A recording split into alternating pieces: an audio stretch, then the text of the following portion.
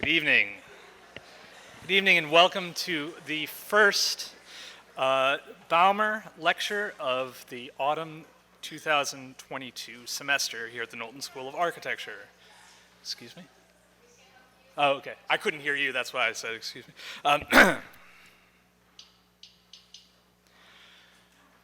I'll use my projecting voice instead. I'm John Davis, for those of you who don't know me. I always enjoy the beginning of fall semester because it's when I get to teach about pre-modern and even prehistorical cultures and the objects and landscapes they quote-unquote design.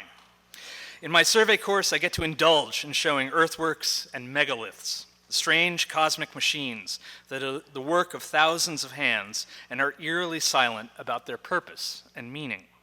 It gives me a chance to return to some fundamental questions about architecture, about its relationship to our big human questions of life and death, what it means to live under a changeable sky and to draw on the earth itself, what it means to be an individual organism, but also one so reliant on community. In the beginning of the survey, we get to unearth these beginning questions, so often obscured by modernity, and to check in and see that they still remain very difficult to answer.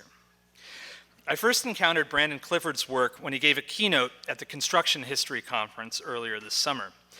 Construction history conferences are usually pretty dry affairs. So I was really struck by the work Clifford and his group Matter Design were doing, using terms like, quote, bespoke masonry, and showing videos of giant concrete megaliths swaying back and forth in MIT's courtyards. Clifford described his architectural interests as a giddy and irreverent assault on contemporary architecture and today's construction culture. Why do we immediately jump to curtain walls or CMU? Why do we accept the supposed wisdom of decisions that have been made for us by an industrial delivery system? Moreover, why do we do this when we could rethink basic assumptions about design and also play with giant rocks? Matter Design's alluring iconoclasm, however, is contrasted with a very serious attending to questions of structure and muscle power, building in a very deep and primordial sense. Clifford wants us to see building as a recovery of our humanity.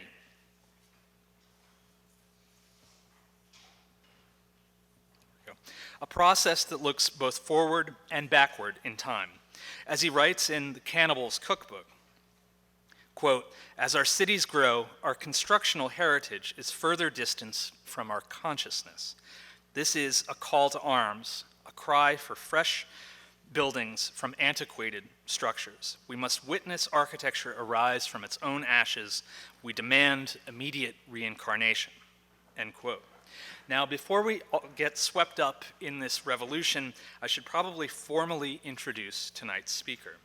Brandon Clifford is a designer and researcher, director and co-founder of Matter Design, and an associate professor at the MIT School of Architecture and Planning. After undergraduate work at Georgia Tech, he received his professional degree in architecture from Princeton University. He is the recipient of numerous prestigious awards and fellowships, including the American Academy in Rome Prize, a TED Fellowship, Design Biennial Boston Award, and the Architecture League Prize. This lecture tonight is something of a homecoming. In 2011 and 2012, Clifford was the Howard E. LeFevre Emerging Practitioner Fellow. Please join me in welcoming back to the Knowlton School once again. Thanks, John.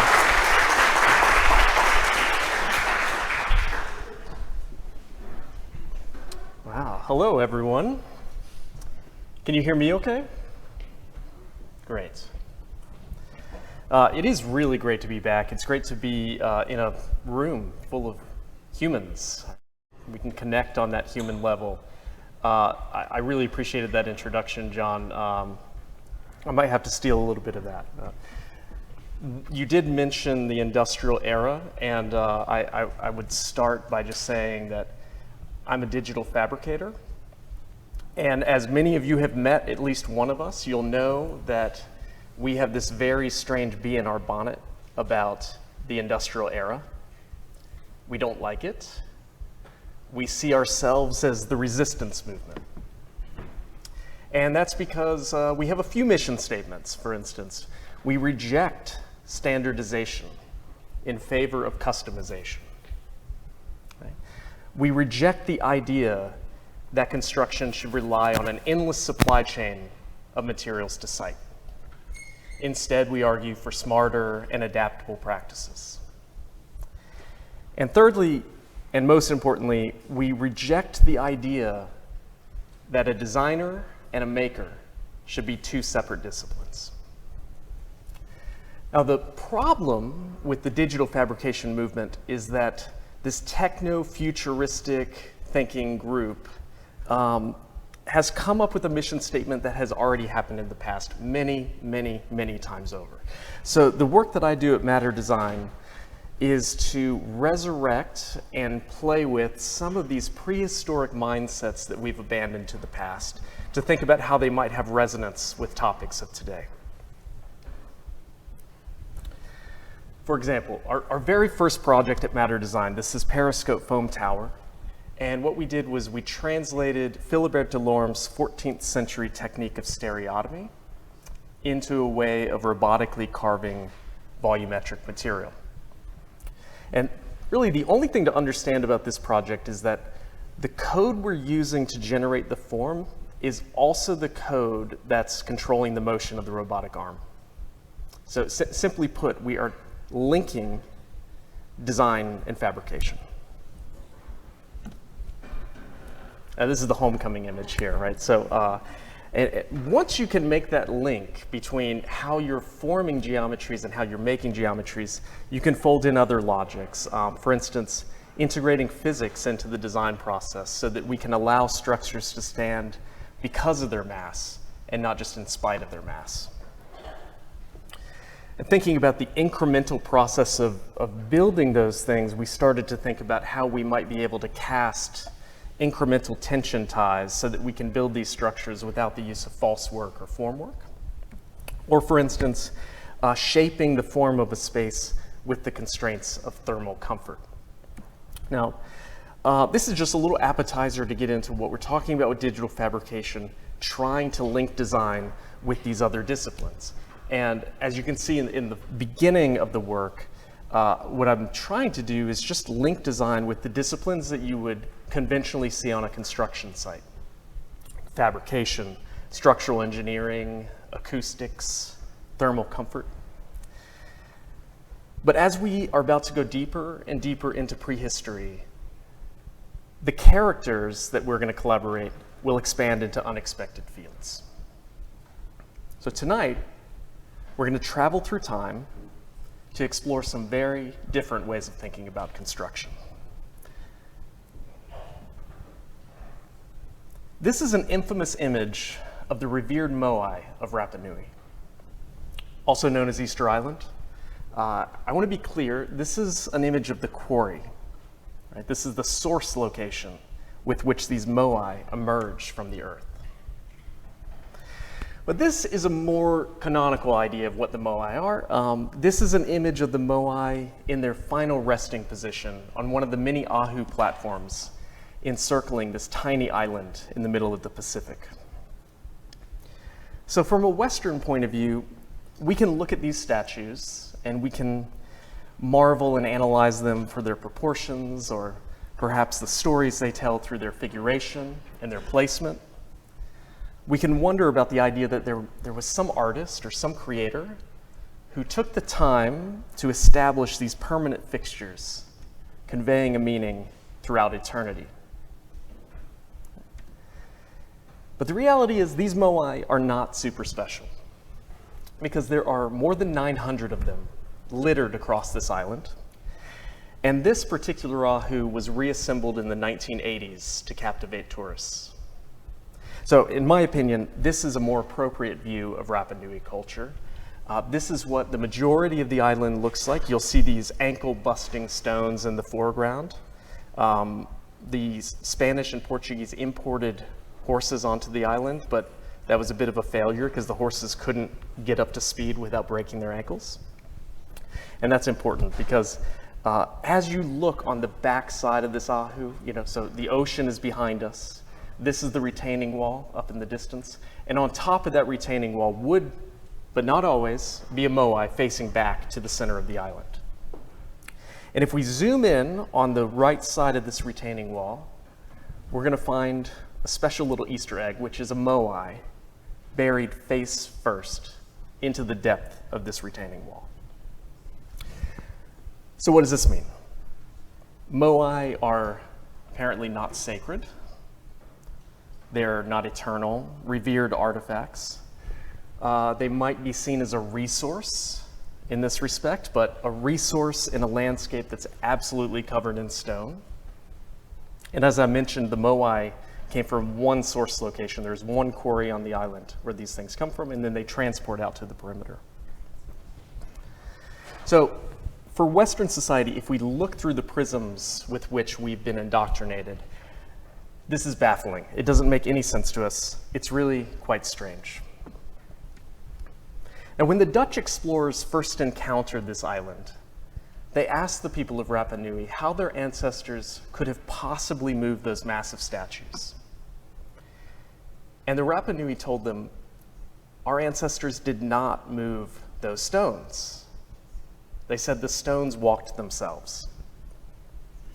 And for centuries, this was dismissed as stone worship. But as it turns out, the moai were telling the truth. Or the Rapa Nui were telling the truth about the moai, because the way the moai are transported is vertical, pivoting from side to side. As spectacular as the moai are for visitors today, we really have to imagine being there then, at that moment, with colossal moai marching around the island. Because the real memorial is not the objects themselves. Instead, it's the cultural ritual of bringing a stone to life. So as an architect, I've been chasing that dream, trying to think about how we can shift certain pragmatic, industrial era ways of thinking about construction that prioritize efficiencies into other alternative ways of thinking about construction which engage in this mystical side. So I've been challenging myself with the often embarrassing task of putting on public performances of the very straightforward challenge of just moving and standing big, heavy things. Like this 16-foot tall statue designed to walk across land and also stand under the extremely limited strength of a handful of graduate students at MIT.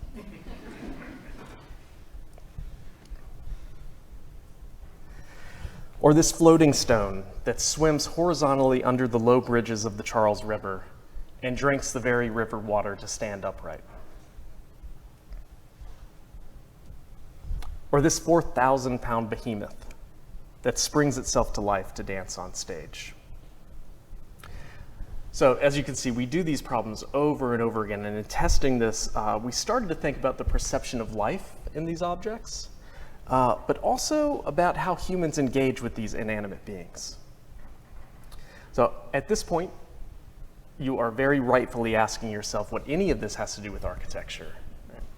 But stick with me, because I have been haunted by this spectacular piece of architecture. Right? Composed itself out of megaliths, which raises the stakes beyond just transporting and placing, say, moai or the obelisks of Rome, into the logics of assembly, construction, detailing, and sequence. So more recently, we've been asking the question about how we can embed the behavior of assembly into the objects themselves. And we never do anything just once, so do it over and over again.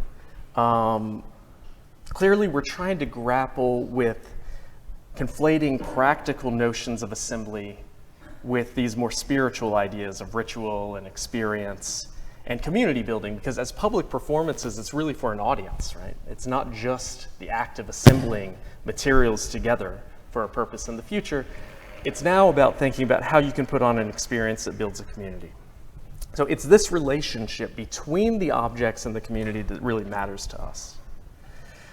Now, if we put on our industrial era thinking caps again, we can think about construction through the lens of efficiency And we can talk about how a brick is designed for a mason to pick and place all day long. But this project, Walking Assembly, does not operate under that mindset. It's not efficient at all in those terms. These are solid cast concrete objects. They're incredibly heavy. You would never pick and place them. Instead, you have to apply steady, light, but constant pressure to be able to guide these elements in a way and a manner that they also want to behave, right?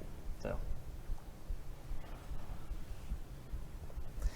by embracing the myth that stones are alive, we're trying to reimagine construction instead of a site of labor, one where we can engage things like wonder and whimsy.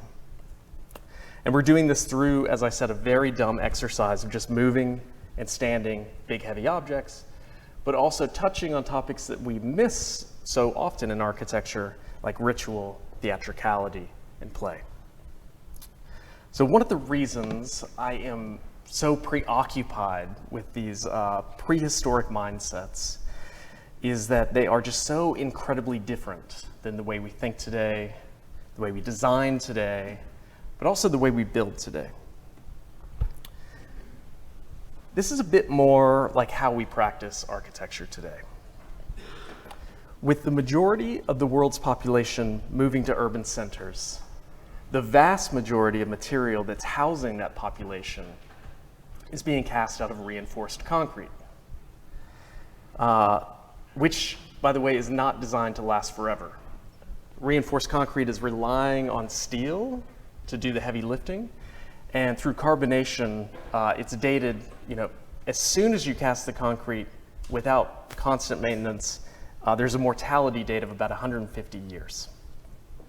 So that, while we're in a concrete structure, right? So that begs the question, what on earth are we gonna do with all this concrete that we've been casting?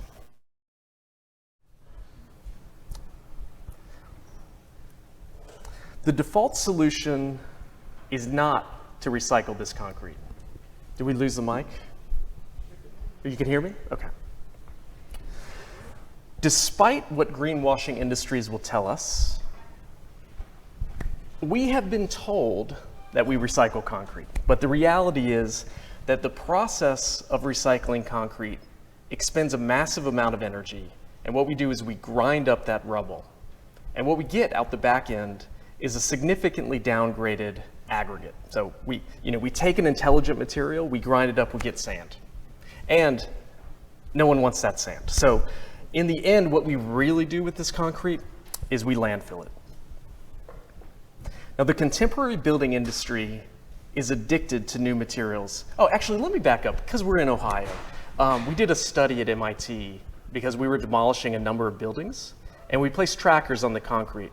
Because in Massachusetts, we had some legislation that said you cannot landfill demolition debris from the construction site. And we all felt, oh, amazing, we're great, But that rubble went down south in Massachusetts, got on a train, and made its way to visit you here in Ohio.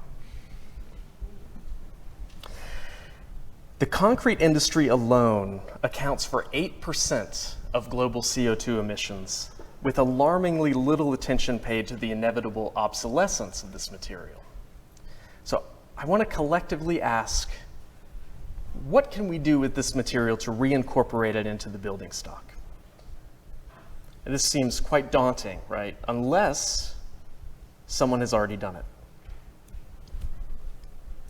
In the 1400s, Pope Nicholas V declared that the carcass of the Colosseum should be consumed to produce St. Peter's Basilica. Now, that's where the other half went. Yeah. Now imagine trying to do this today, pitting sustainability against preservation, fighting it out for the future of architecture. But as it turns out, the Romans are not the only civilization that operated in this way. I would say we are the only civilization that does not operate in this way. So I just want to return to this image because this is a dry stone wall. It's polygonal masonry. It's at Sacsayhuaman in Cusco, Peru. It's a structure that's currently attributed to the Quechua and Inca cultures. Now, as cryptic and baffling as these random assemblies appear to us today, there's a key concept that we need to understand in depacking the mystery that's embedded in them. The stones that compose this wall were not quarried. They were not designed in the way that we think about design today. Instead, they were carefully selected from either loose rock falls or they were cannibalized from previous architectures. And when operating in this mindset, we're talking about a civilization that had a lot of knowledge about how to use hammer stones, stone on stone, right? So you're not cutting the stone. Quarrying is quite difficult. Transportation becomes the focus, but also spending a lot of time trying to determine what's the biggest stone that's going to fill the hole we need to fill. Right? So it's a shift of values that we're missing out on because we rely on this endless supply chain of materials that are made for one hand to pick in place. As a concept, this is wonderful to consider, but when you're confronted with the sheer magnitude of these stones, the whole endeavor seems impossible. Right? These are my researchers down here. You can see the human scale. It seems like humans could not have possibly built these structures because they didn't. These structures were carefully crafted by a primordial race of giants known as Cyclops. And I can tell by just maybe one giggle I heard in the audience, my wife tells me that I have way too dry a sense of humor, that I need to explain that I do not believe that Cyclops built these walls, right? But it might be useful to point out, like, clearly I'm using satire to talk about this, but so many of the ways that we think today are shaped by maybe Enlightenment era thinking that's charged by the Roman Catholic Church because they had a very clear story that they were trying to tell about society, gradually moving towards ascension. And as we're confronted with architectures like this, that story does not mesh very well with the reality that there were incredibly advanced civilizations in prehistory. So the stories that we hear about knuckle-dragging people that are making their ways out of the caves and accidentally discover fire because lightning strikes a tree, all of these stories about the primitive hut and the noble savage are really upended when we come to the New World and we discover things like this. So what we do is we invent stories about monsters that must have done this because there's no way these societies ever could have done these things. What we did as a research group was we contacted those family members and we kind of depacked and gathered together the family recipes of how you can do this. Either way, you can find these sort of walls. I'm talking about the Inca because the Inca have by far the most prolific use of polygonal masonry. But you can find it in Egypt, you can find it on Easter Island, you can find them in Rapa Nui. There are even some polygonal masonry walls in Boston, in the neighborhood that I live, because people are trying to put back together retaining walls that have collapsed. Right, so this is a deeply human act that we've been doing, and it deals with recycling of building materials. So we put together this book called, it's the Cannibal's Cookbook, just like the Ohio State University, that walks the, don't get the other Cannibal's Cookbook. You want to get the Cannibal's Cookbook, by the way. It walks the reader through the context of this problem and the history of why this is important to us today. But most importantly, it offers a series of recipes of how you can do this yourself. This recipe here is the one that produced that gargantuan wall at Sacsayhuaman in Peru. And as a way of exploring this ourselves, we tried this recipe out at full scale and built this wall. And we worked with Cora Stone in Madison, Wisconsin. We gathered some demolition debris and offcuts from the stone industry that they had. There are stones from, let me see if you can see this. These are this concrete from a Motel 6, here, here, here. This one here and this one up here. These are offcuts from Eric Howler and Mijin Yoon's Collier Memorial in Cambridge, Massachusetts. And then over here on the far left is a failed piece from William O'Brien Jr.'s work. So they're my own colleagues that I'm cannibalizing and in order to produce this demonstration piece, right? As a research group, we operate in two forms of media and two forms of time. The two forms of media are we're building full-scale experiments, meditations, playful artifacts, prototypes, however you want to think about them. But we're also trying to find ways, the more difficult side is ways of communicating that and sharing it with the world. But the two forms of time that are important to us is before and after the 30-year mandate of the profession. Right? The 30-year mandate being fixed by the financial industry, the 30-year mortgage, which determines the warranty with which we buy materials. So that's essentially the lifespan of what we build today. The average building lasts only 30 to 60 years. It's not very permanent. And even though we finance for 30 years, the average homeowner actually only lives in that home for 8 years. So we are a nomadic civilization.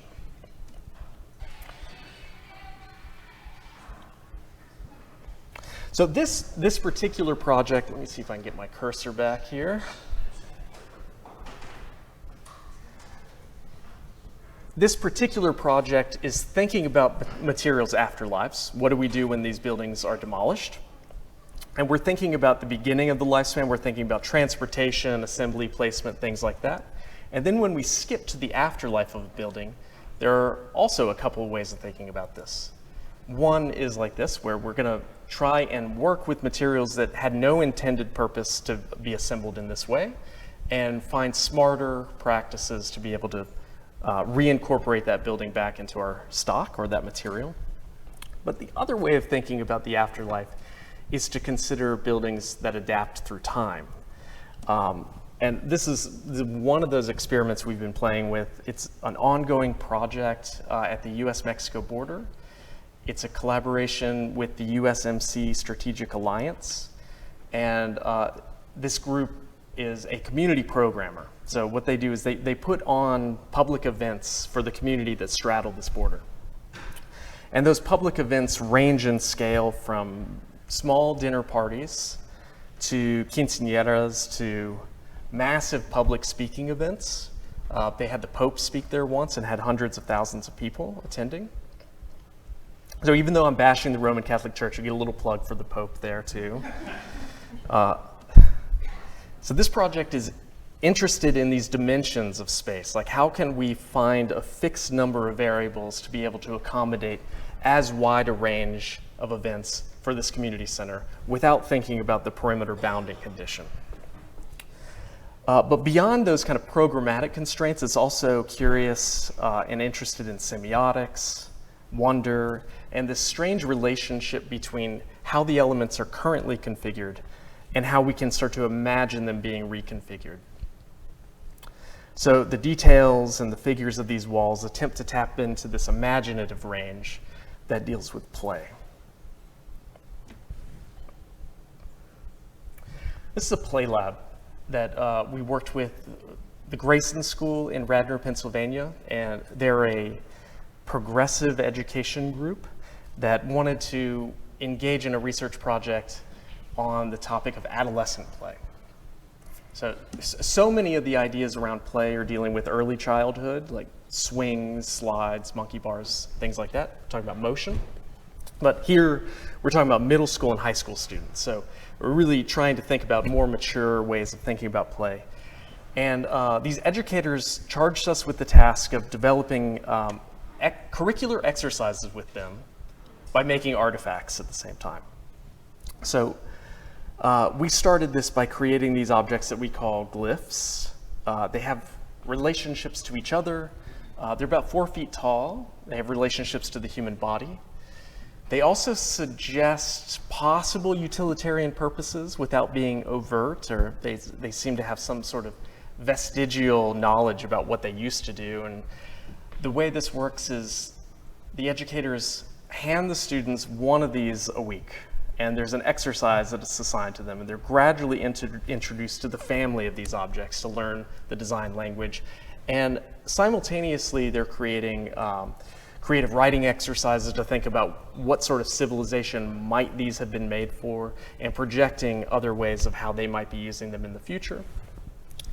And while this exercise was taking place, we were casting a colossal set of concrete characters scattered throughout their field. And you can see a little bit of this alignment in plan. There are 3 major characters that you can tell from the shadow, and then a number of small flush mounts to the ground. These elements strike alignments with each other, but they also strike alignments with celestial bodies. And in short, we built a prehistoric observatory on a playground in Pennsylvania. Here you can see an elevation for scale. The goal of this work is not the objects themselves, it's how the students engage with the objects. And we wanted to create a design strategy that would take everything to about 80% completion, but would require the students to think about springing off from these things because they have a digital fabrication lab and they make quite a few things themselves.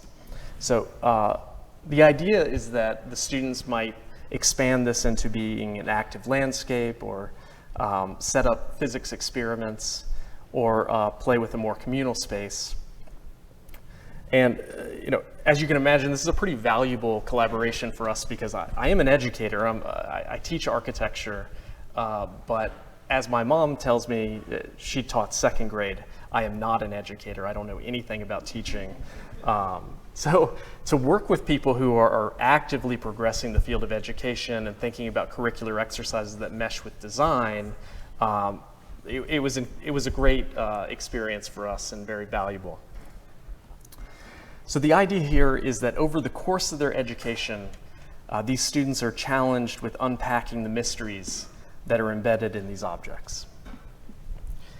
We obviously wanted to convey some kind of sense of discovery in the way that an archaeologist might come across a prehistoric observatory.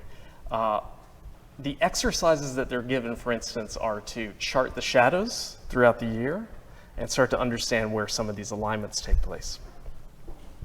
Now this is great for, clearly, this is a private gifted education group in Pennsylvania. The only students that get the opportunity to engage with this are the students enrolled in that school, although obviously our mindset is that these things are going to be living on beyond these students' experience themselves. So what's going to happen? This school is currently embedded inside of a Catholic school. So if we pan to the right, there's this giant statue of Jesus, which is a little, just cropped out of this image, but the idea of putting this kind of pagan Neolithic observatory on the site owned by a Catholic school is something I still need to figure out how to unpack. But anyway, at the same time, we were doing a parallel research project and thinking about how we can share these ideas with students that don't just go to this school. So we put together an online platform called the Crop Circle Kit. And the idea here is to work with mainly middle school, high school, undergraduates, graduate students of architecture in this age-old task of marking the earth at a colossal scale. It's supposed to be fun, playful, but it's also supposed to be rigorous. And, I first got into digital fabrication because I was a bit disenchanted with this idea that we're told often that as architects we make drawings, we don't make buildings. Right? This gets back to this idea that there's a division between design and making. But that's not the history of architecture. That's not the exclusive way of practicing architecture. And one of the things that is unfortunate about that model of practice is that it relegates the architect to producing representations of architectural intent. Now, there's nothing wrong with drawings, but to only do representations of architectural intent and to have absolutely no control over the means and methods of production means that we have this division. And all that means is what we're doing as architects is we're making drawings and we're saying, please align that wall to that wall. I have no idea how you're going to do it, but just figure it out and hand that to the contractor. right, so the way we draw an ellipse, for instance, the second to the top right, in CAD is with 3 clicks, and we're done. You do get an ellipse, but those 3 clicks have absolutely no correspondence with the way that you draw an ellipse in the field. And I would ask you, like, if I just gave you string and you were out in a field, how would you draw 2 parallel lines? Right? These like fundamental things we're just trying to illuminate by offering some of these techniques. And at the same time, we have a lot of fun by putting on workshops with architecture students, exploring this idea. And the way we do this is some footage from a one-day workshop at Louisiana State University. These are undergraduate students. And the way we did this exercise was students have string at their desk, they make geometries, and adjacent to those geometries, they have to jot down step-by-step instructions about how you can do this yourself. And once they have that list of instructions, they hand that to a classmate to reproduce the drawing. And of course, there's all kinds of misunderstandings, miscommunications. They went this way, you're supposed to go that way. So then they go back and forth and they build up a rigorous way of communicating geometry. And they take those ideas, importantly, they learn computation, they learn conditional statements, and they go out into a field. And once they have that communication established, they try and recreate it. And it's not until you really get up in a drone that you can verify if anything's right or wrong. And you'll see that there are some errors in this. And when you're at that scale, those errors become really quite clear, right? So I wanted to share these experiments because being on LSU's campus, LSU is in a floodplain, very flat. Has anyone been to LSU before? A few hands. Did you notice 2 little bumps in the landscape? Well, we're in Ohio as well, so I think many of us know about the earthworks from prehistory.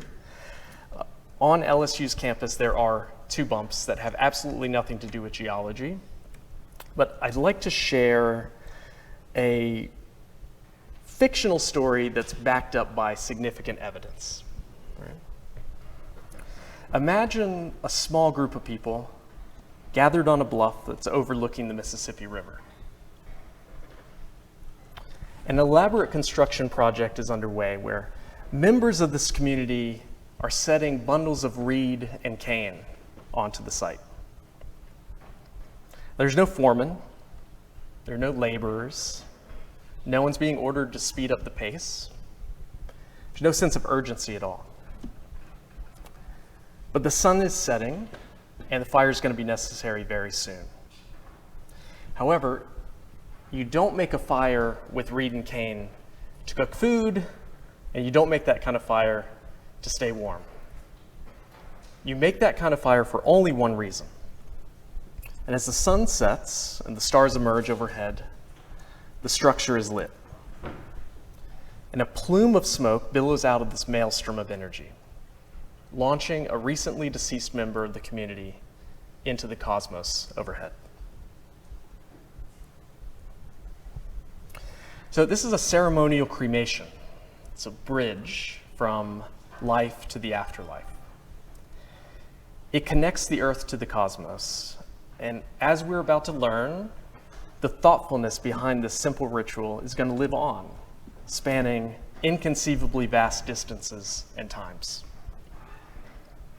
Now, as the fire settles, a second performance takes place, where baskets of saturated earth are deposited onto the hot embers, releasing a muffled hiss as the water turns into steam. And as each basket is deposited, it's tamped down to form an incredibly dense, solid mound, roughly the size of a human. Now, what is the significance of this tiny cremation mound? Well, a couple things. First, this event here took place 11,300 years ago. That makes this the oldest known human-made structure in the Americas. So 11,300 years is 4,000 years before Stonehenge. It's before the Maya, the Aztec, the Inca. We're talking about an incredibly ancient structure. But it's tiny, and I like big things. So the other important thing about this structure is that the people that created this, the Clovis culture, as a nomadic civilization, they didn't stop here. Because after traversing the continent of North America, 2 years later, they returned, and they did it again, and again, and again, and they kept that cycle up for another 256 years. So the act of constructing this mound took longer than our country has existed.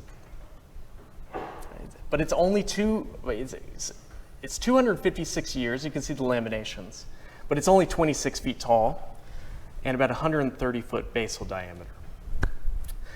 So even though it's a good-sized hill, it's not really like the pyramids of Egypt, right?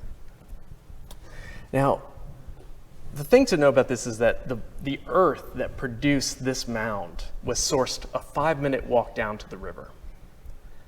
And that's the shortest distance. We know the material that's in the mound, and we know where it could have come from. We're assuming it's the shortest distance because we're kind of projecting this efficiency mindset. But how much work is this?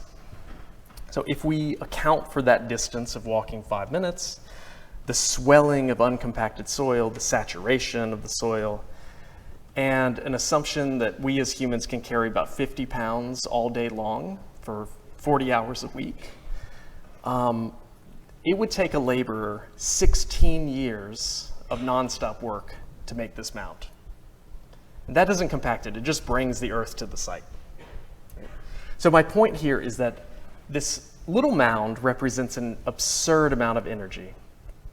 But the absurdity does not stop here, because directly adjacent to this mound is another, almost identical mound. But the earth that produced that mound is a 10-minute walk in the opposite direction. So what does that mean? Is the earth somehow connected to the cremated individual? Does it start to tell us something about direction? I mean, someone's speaking to us from 11,000 years ago. And the thing is, these two mounds are not unique because there are tens of thousands of these mounds scattered across the continent from the Gulf of Mexico up to Canada, containing materials from Maine to Alaska. And this practice spans millennia, ranging in forms from conic mounds, such as these, to geometric barrel mounds and ring mounds like we can see in Newark, Ohio. We can also find constellation clusters in southern Ohio. They're absolutely spectacular, but unrecognizable as architecture, right? They're unrecognizable as buildings to us today.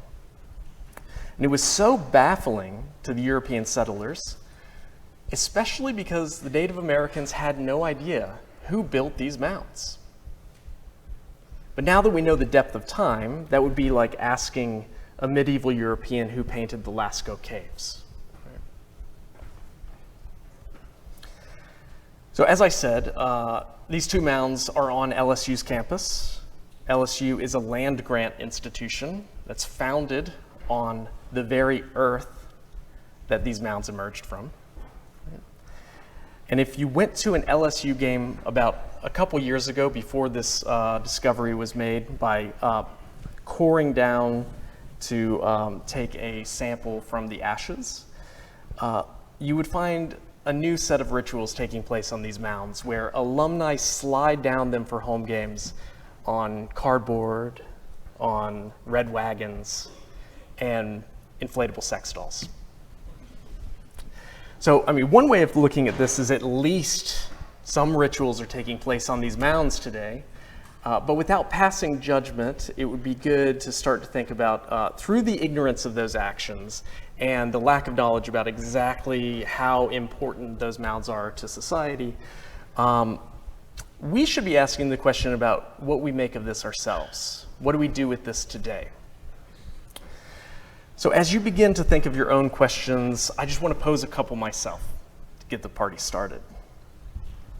First, what is the value of ritual?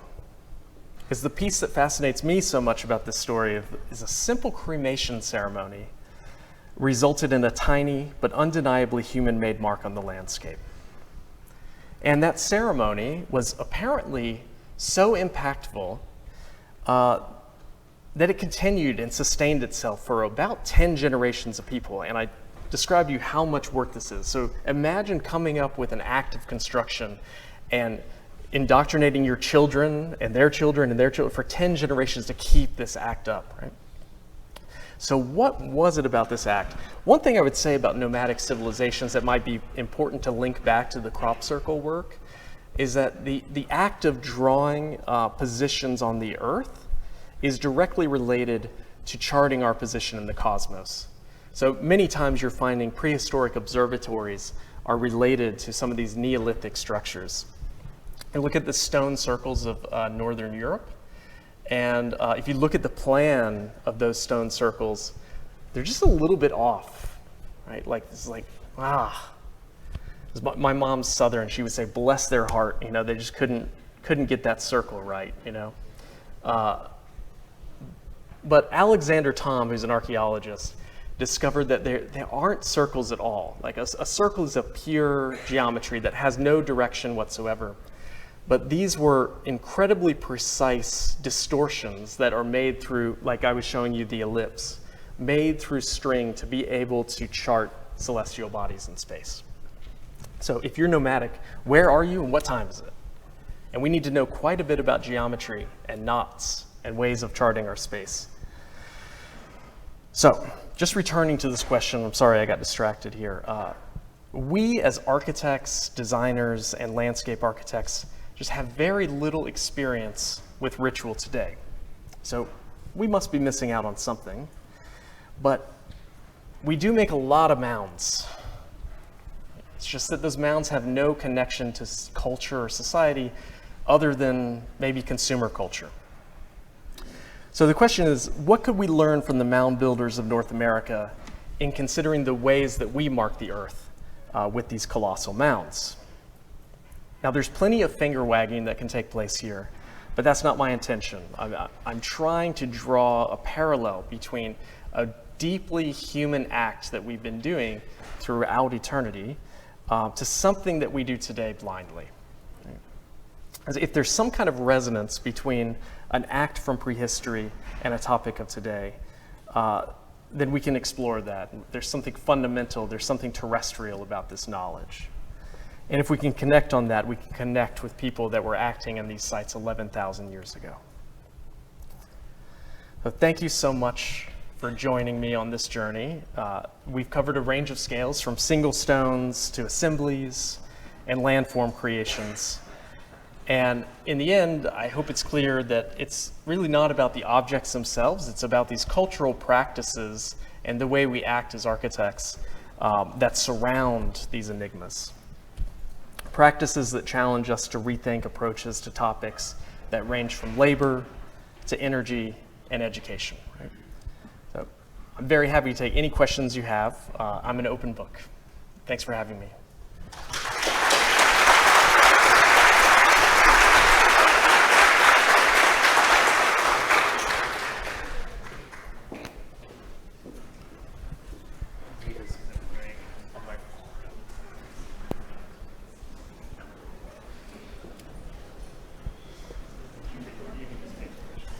Okay.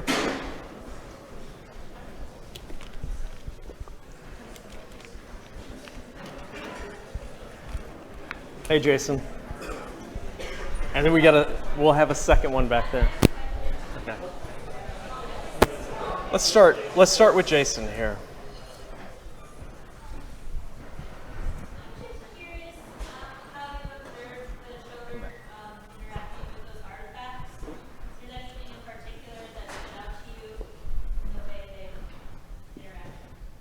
Yeah, so the question's about how we're observing the interaction with, you're thinking about the students at the Grayson School. I could talk, maybe I'll talk about two separate projects that involve children. The Grayson School, that play lab, is being observed through like a creative development matrix, which is unfortunately incredibly dry in the education model of like having standard measurements where tests are taken incrementally throughout the year to see if creativity changes or transforms. So that's the research side. My own observation of them like first coming upon it was just bafflement and like no engagement, no touching involved, just kind of like middle school students, you know. So that was a little like disappointing. And then we have this other experience with our work when we're talking about specifically the kind of megaliths that move. The wrecking ball looking thing called Janus. That is a giant wobble toy. And as I said, it's 4,000 pounds, but it just begs for people to go up and push it. So we had to observe and make sure that no one was like getting trapped underneath it. But kids would go up and just like start getting it going. And just very, like, there was something about it which just freaked me out because it's so easy to move, but the respect for the mass is not really there because it's so easy. And are just like litigation is going through my head. So just two very different experiences I've had with kids, yeah. Yeah, Jason. Yeah, somewhat related to that, you have a few different scales that are on your screen right now, and you mentioned always working at full scale, but I am curious about the prototyping exercises and what it takes to get to 4,000 pounds, right, or if there is right. a 4-ounce version of that model Yes. thing. Yeah, we do. We make scale versions. So with Janus, we made a little. I think it was 8 inches tall first. So we were using wood as a prototype with some steel lugs inside to calibrate the center of mass.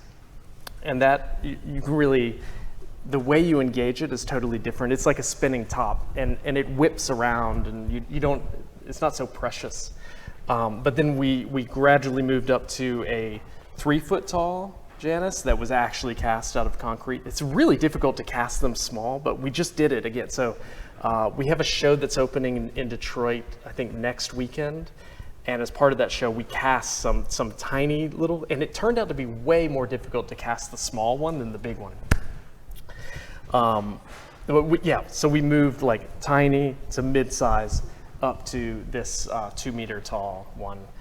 But the prototyping, sometimes we're prototyping the literal thing, and sometimes we're prototyping the concept. So I showed the first assembly piece, like it's very rough, like the two things that come together. And if I played that again, you would see that there's a crack in the concrete because we just hit it so many times, like trying to figure out exactly what was going on with them. But specifically with some of these like concrete elements that we have to have behave in particular ways, the calibration of the material is so important because the center of mass, I do have some diagrams here which are like these ones here. Like you have to get the center of mass so close to the point that you need it to be. And that's all done through 2 different densities of concrete where you can see this division line, and if you want to do it yourself, this is the calculation we use. But once you find that division line, you've got to make the formwork hold it in space. You cast the dense concrete. This is in collaboration with Cemex Global R&D. They designed the concrete to have these very precise densities. And they have a scale underneath it. They measure it and just blindly know that it hits that line, and then add the second one. And the lighter concrete chemically fuses, so there's no rebar inside of it. Where was I going with that? Is that the calibration of that, you can get it just right in the lab, but when you take it outside, the humidity will change the center of mass dramatically. So when we do these performances, we have to do them over and over again to make sure that it's behaving, and we have some ways of kind of like, in the way that your tire, you can add little weights to rebalance it. We have ways of basically adjusting for the center of mass. And we have, yeah, we just step into it, basically. Yeah.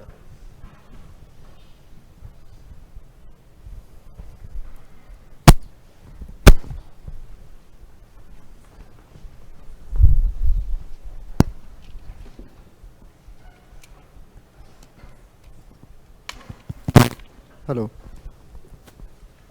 Firstly, the work is just fantastic. Thank you.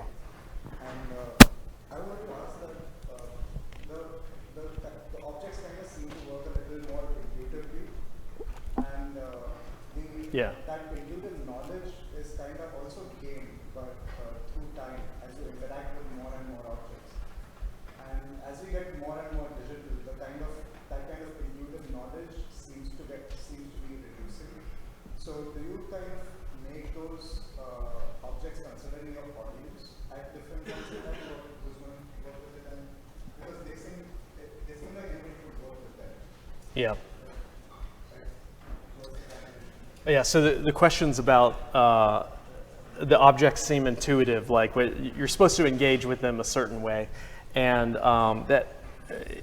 the things, we do a lot of these prototypes that deal with the human scale. I think you can kind of see that like a little bit, the scale of our work is, it's full scale, but it's really the relationship with the human body. So I don't know, maybe it's like big furniture. It's kind of really the way that we like to work. But we also don't like it to be so explicit, like door handle, pull, like if there has to be a label, I learned this from Karen with the conversation about graphic design in hospitals, that if you have to have a sign, the architecture is failing, right? And I think we're thinking the same way. So exactly how high something is suggests like how someone's going to engage it. And that changes for us based on who the intended audience is. So a construction worker, we're assuming a fully grown adult. But when we're working on some of our play experiments, we're dealing with like young children up to adolescents, and we get to like touch on dimensions that don't exist in graphic standards. And that becomes exciting for me. The idea that the elements are intuitive is also super important. Thank you for pointing that out, because I'm talking about things like labor, but when we're having conversations with we work directly with the building industry. So like we're critiquing the building industry, but that's who sponsors our work, right? And they're interested in making building systems. And when doing that, they're thinking about future labor. So are we talking about how much knowledge do you have to train someone in doing this? Or can you embed it in the objects themselves? So when we're talking about shredding the 30-year timeline and the idea that you would hand someone instructions and say, you got to go get trained here, shifting that to a deeper time scale where if someone comes upon this in the future, the elements are easy to assemble, but they're also equally disassemblable, and you can move them, right? So they have to be intuitive. So we're trying to bake the intelligence into the objects. And clearly this is speculative work. This is not like ready to like turn into a product tomorrow, but the ideas are there, the concept for that.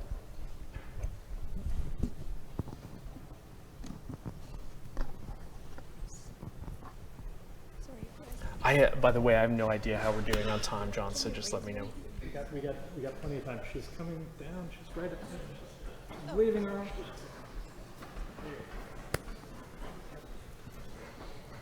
Okay. Okay, great.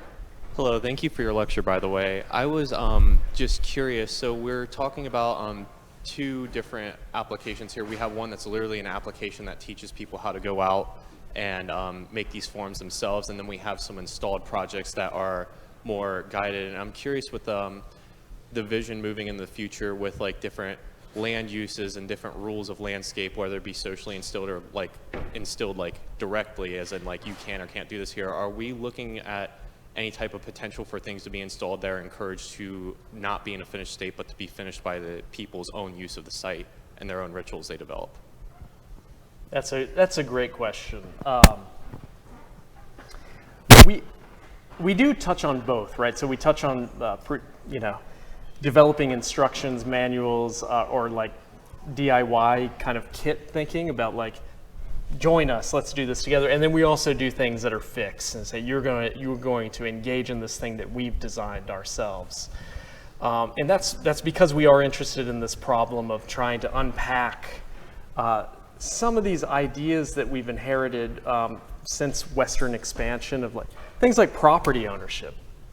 These are constructs. So in an architecture studio, one of the kind of hallmarks of a studio brief is site, right? Program, right? So, and a site is not even architectural. And I'm gonna say something fairly controversial, which is that a site is a construct that we will have land ownership throughout eternity, and it's demarcated by particular dimensions in the landscape that will never change.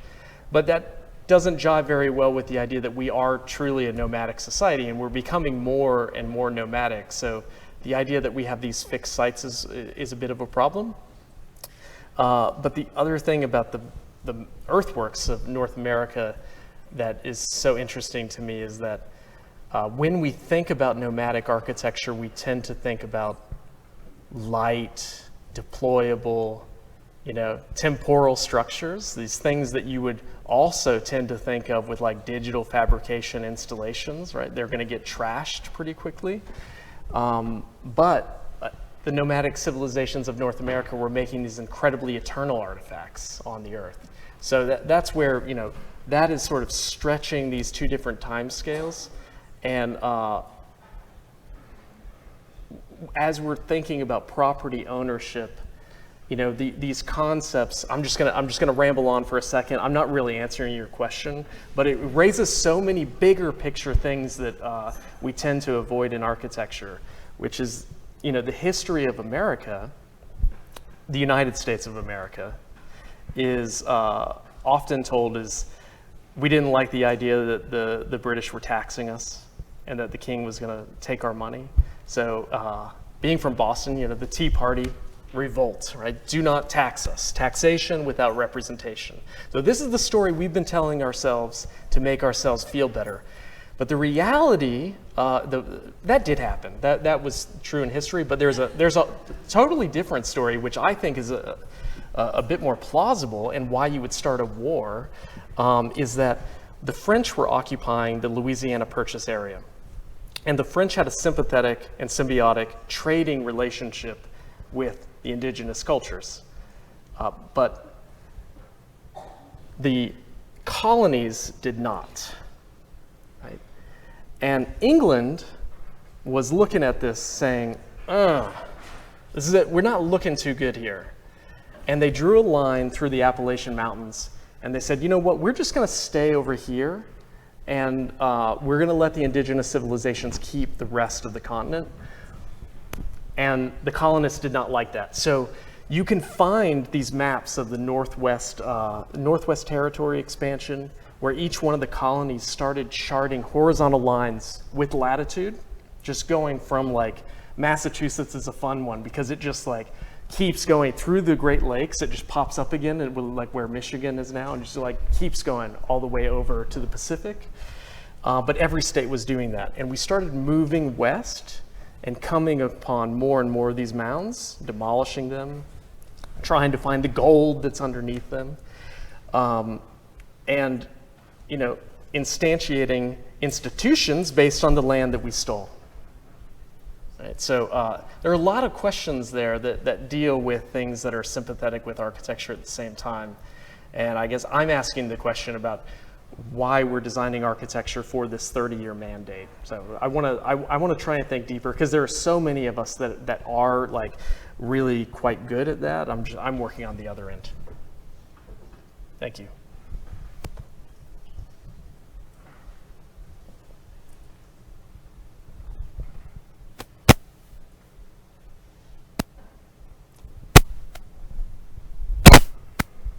Silence is not good after a comment like that.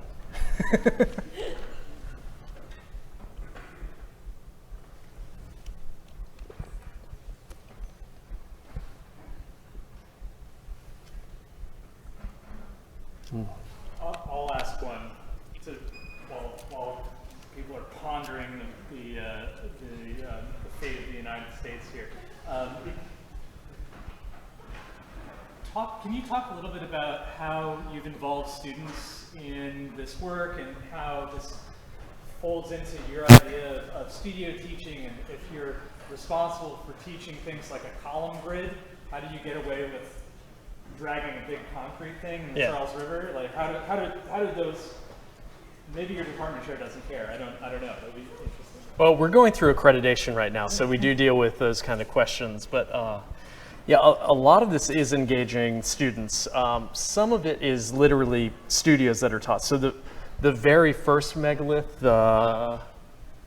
this one here, that was a options level studio with graduate students. And the idea of that studio, at MIT we have different discipline groups. So we have a group that's focused on history and theory, another on computation, another on design, which is great for scholarship, but it means that people become a little bit compartmentalized. So we're trying to foster ways of collaborating between the disciplines. So we started putting on, this was actually an idea of Mi-Jin Yoon at the time. This was in 2015. So I collaborated with Mark Jarzenbeck, who's a historian of architecture, also interested in prehistory. And Mark and I were just having these lunches where we would nerd out about big stone architecture. And we said, like, let's just do this. I mean, no one's looking at the moment. We'll just try it. And it was really meant as a one-off, because as I said at the beginning of the lecture, the things that I was doing up until that point were very closely related to the discipline of architecture, like structural engineering, things that are close links. Practical ways of thinking about performance, right? And this studio talked about performance in a more theatrical way. And I thought it was a one-time thing, and then I just kept doing it over and over again. There were so many things that were unanswered that I wanted to do, like what happens if you put it in the water? What happens if you cast it out of solid concrete? Obviously the first two were hollow, they were shells. They're still about 2,000 pounds, so they're still heavy, but they were not like substantially heavy. And then when I went to Rome, it was just investigating how the Egyptian obelisks moved right from Egypt. Here's another cultural appropriation story, which is like, if you look at St. Peter's. Help me out here, John. The piazza in front of St. Peter's is anyone?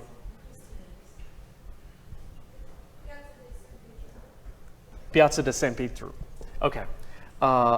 The obelisk that's there are these amazing stories about floating, like it had to float across the Mediterranean. So you got this giant object that's floating in water, coming across, and it's about to be erected in the center of St. Peter's Square. And the Pope comes out before this, and we've all seen these fictional drawings that were drawn way after the fact of these giant, like, turning machines with ropes connected, and that thousands of people are about to, with brute force, start turning these things. And the Pope comes out and declares that we need absolute silence for this event. Right? And that if anyone speaks, I'm going to have to kill you. And they start pulling the ropes, and the ropes are fraying. And eventually a sailor who knows better calls out to throw water on the ropes. Right? And the ropes tighten up, and they're able to get the obelisk vertically. And the Pope comes down to kill the guy, right? Because he said he was going to do it. And everyone's chanting redemption, redemption, and eventually he forgives this unfortunate event, right? But that story was created 50 years after the obelisk stood up, and it encapsulates all the hallmarks of the Catholic. I'm talking about the Catholic Church a lot. I usually don't do this, but like, it has all the hallmarks. Like, it has a baptism, right? It has a sin. It has an immaculate conception. all centered around a pagan artifact that came from Egypt. And those questions about like reconsidering the significance of inorganic matter to a society became really important to me. And when I was doing the Rome Prize, it's on the Janiculum in Rome. Or should I just keep telling this kind of story for, like, we finish here maybe? The Janiculum in Rome is the site of the Roman god Janus. And Janus is the god of transitions from past to the future. So we get January because we're moving into a new year. So when we talk about thresholds in architecture, we're really talking about Janus. The piece is called Janus, has a solid belly, a hollow ring up above. It performs in a way that it was delivered to the site of Janus's location in the middle of the night in a very colorful box that was also calibrated to rock onto its back during the performance and unpack so that you see the belly, which is this perfect circle. And then unleashed, we worked with a composer, so the sound washes over the audience and Janus comes forward, which you saw the video going sideways where we're trying to test that out, and we had quite a few failures. Also on that site at the American Academy is the location where Galileo decided the name of the telescope. And for those of you who know me closely, my father was an astronaut, and all of these ideas are kind of circulating around in my head. So I'm working into prehistory with giant heavy stones, and he was orbiting the Earth. And so many of the ideas about prehistory suggested that, there is a division between the terrestrial world, which is the profane world where nothing makes sense, where all the sin is taking place. Like rivers move and they change and they do different things. The climate changes all the time. We can't really control it. But the celestial space is pure. It's mathematical. Right? These things happen on a regular basis. So when we get this idea of like the heavens up above where God is as a creator working on us as profane people, is this division between these two worlds. But Galileo had a thought experiment where if you take a rock and hurl it fast enough horizontally, it can leave the gravity of Earth and move from this profane space out into the pure space of the celestial body. And this is like all of those ideas were kind of circulating around my head in creating this kind of like just sculptural object. But the hope, of course, is that we can have conversations about these really deep ways of thinking through society. So. Thank you. Thanks for having me. This was a lot of fun.